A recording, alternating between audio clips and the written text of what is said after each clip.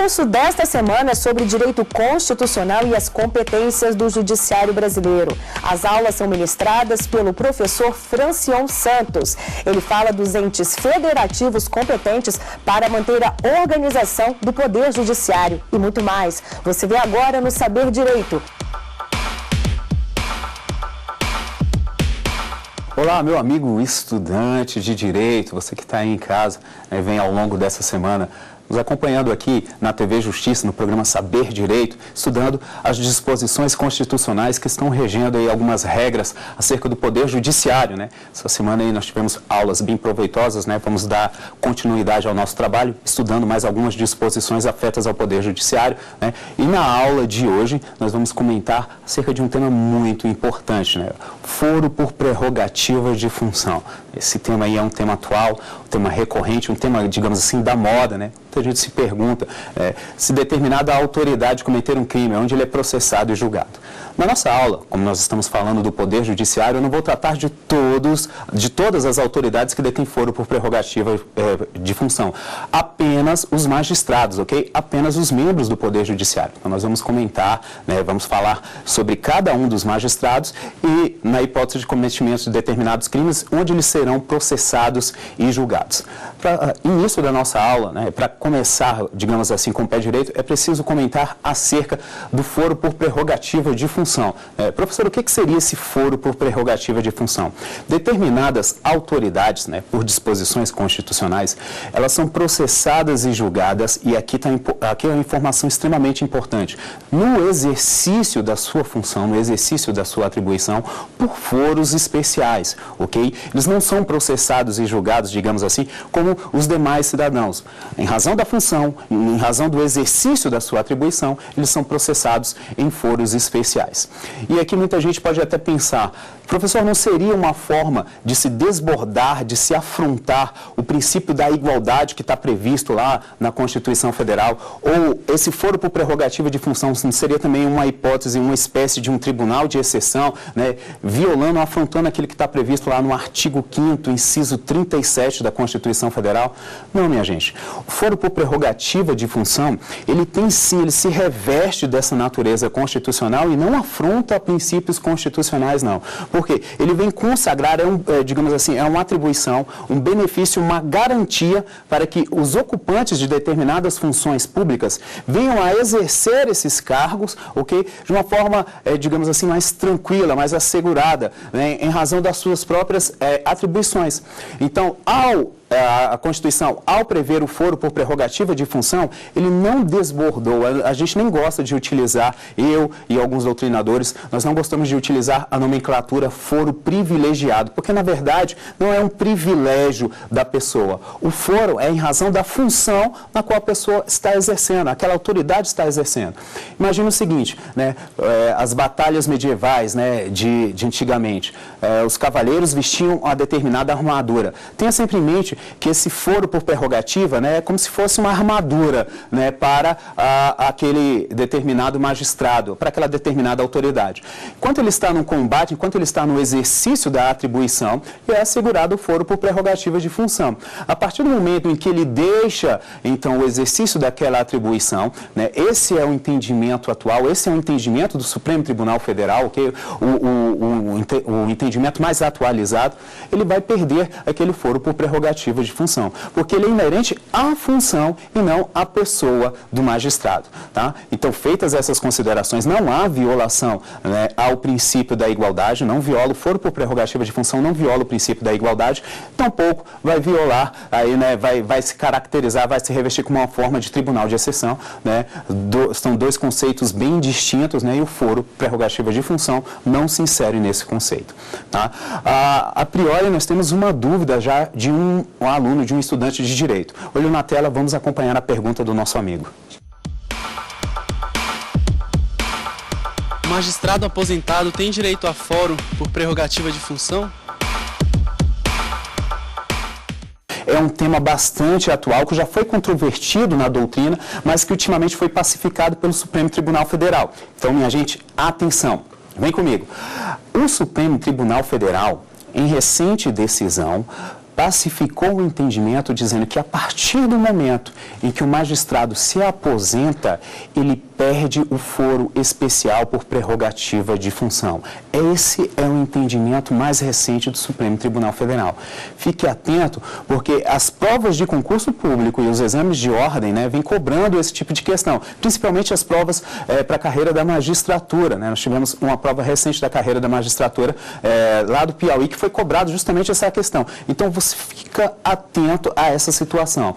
O magistrado que se aposentar, segundo o entendimento mais recente do Supremo Tribunal Federal, vai perder o foro especial por prerrogativa de função, tá? Porque o foro é em razão da função. Esse foi o entendimento pacificado pelo Supremo Tribunal Federal, tá? Se ele deixou de exercer a função, né, está aposentado, ele vai perder essa prerrogativa. Eu trouxe para vocês aqui o julgado, tá? E nós vamos comentá-lo para que você possa anotar, né? E se quiser, possa também aí no seu lar, na sua casa, bem tranquilo, dar uma lida, né, no recurso. Na verdade, foram dois recursos extraordinários. Vou passar aqui para você, tá? O primeiro foi o recurso extraordinário 546609 e o recurso extraordinário 549-560. Pronto, os dois foram analisados pelo Supremo Tribunal Federal e ele reafirmou a orientação no sentido de que os magistrados que se aposentarem vão perder essa prerrogativa,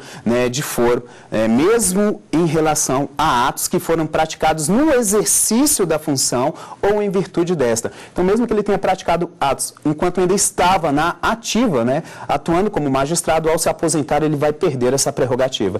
E aí, eu destaquei alguns argumentos dessa decisão, né? E aí você pode pesquisar, né? Ou então pode fazer a anotação aí nos seus cadernos, tá?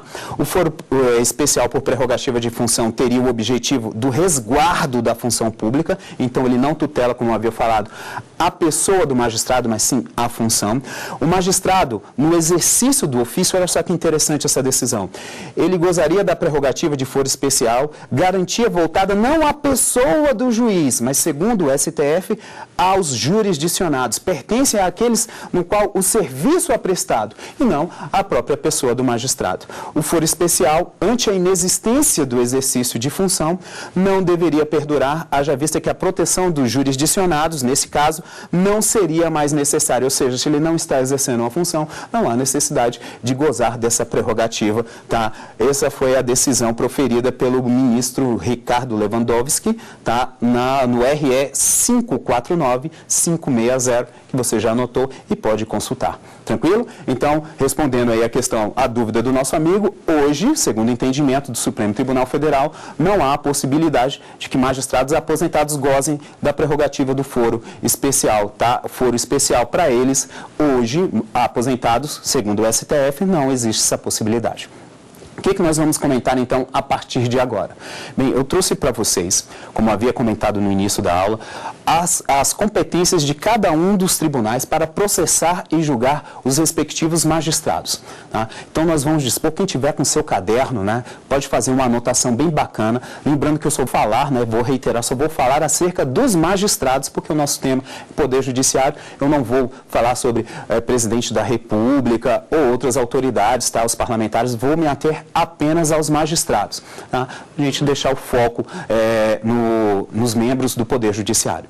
Então, vamos começar com a competência originária do Supremo Tribunal Federal. Então, se você quiser fazer já a sua anotação no caderno, a previsão de foro especial por prerrogativa de função e a competência, né, para ser processado e julgado no Supremo Tribunal Federal, está prevista lá no artigo 102, inciso 1, alíneas B, C e D. Tá? Nós vamos comentar, eu vou botar aqui para vocês quais são as situações e aí você pode montar um esquema de estudo aí no seu caderno.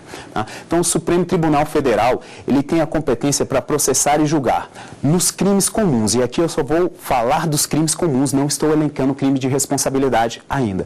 Ele vai processar e julgar, no caso de prática de crime comum, os próprios ministros do Supremo Tribunal Federal. Então, se o ministro do STF cometer crime comum, a competência é originária do próprio próprio Supremo Tribunal Federal, ok? No crime comum, caso ele cometa o crime de responsabilidade, aí a competência não será mais do Supremo Tribunal Federal. Nós vamos ver, eu vou falar qual é a casa competente para processar e julgá-lo, ok? Então, só crime comum, os ministros do Supremo Tribunal Federal. Professor, ainda existe a competência originária do STF para processar e julgar outros magistrados? Existe sim.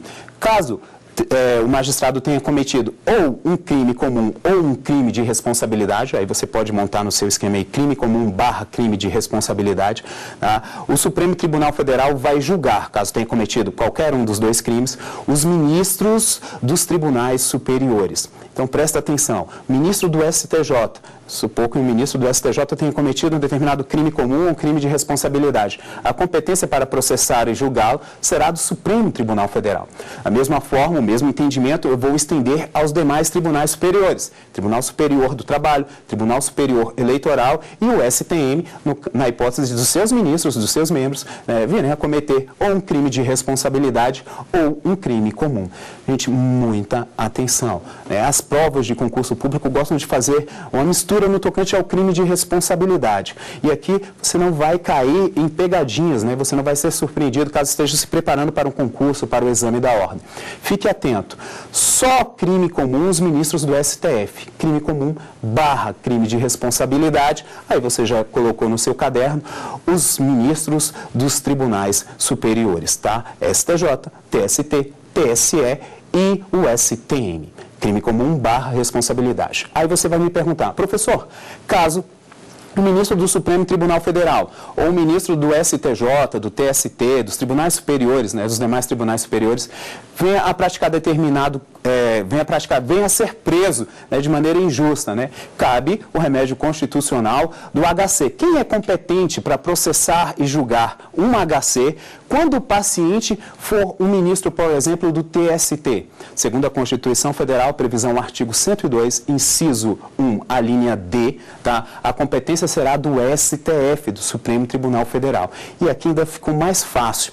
Se tratar de HC, no qual o paciente seja ministro do STF ou ministro de qualquer um dos tribunais superiores, a competência para processar e julgar esse HC será do Supremo Tribunal Federal. Tranquilo, minha gente? Então, está aí, né, a competência para processar e julgar o foro prerrogativa de função dos magistrados, tanto do Supremo Tribunal Federal como dos tribunais superiores. Vamos descer um pouquinho, vamos ver a competência do STJ, competência originária para processar e julgar magistrados. E atenção, competência para processar e julgar magistrados, ok? Eu não vou me ater aqui às outras funções, vamos só falar dos magistrados.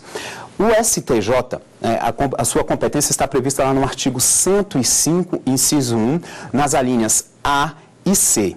Professor, quem o STJ vai processar e julgar? Para você que na segunda-feira montou aquele organograma, está com ele aí, abra o seu organograma, ele vai te ajudar.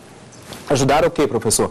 A identificar justamente aquelas autoridades, aqueles magistrados que serão processados e julgados lá no STJ.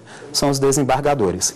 Os desembargadores dos tribunais regionais federais, dos TJs, dos tribunais regionais do trabalho, lá do Tribunal Regional Eleitoral, serão processados e julgados onde, professor? No STJ, caso venham a cometer tanto crime comum como crime de responsabilidade. Essa é a previsão do artigo 105, inciso 1, a linha A da Constituição Federal.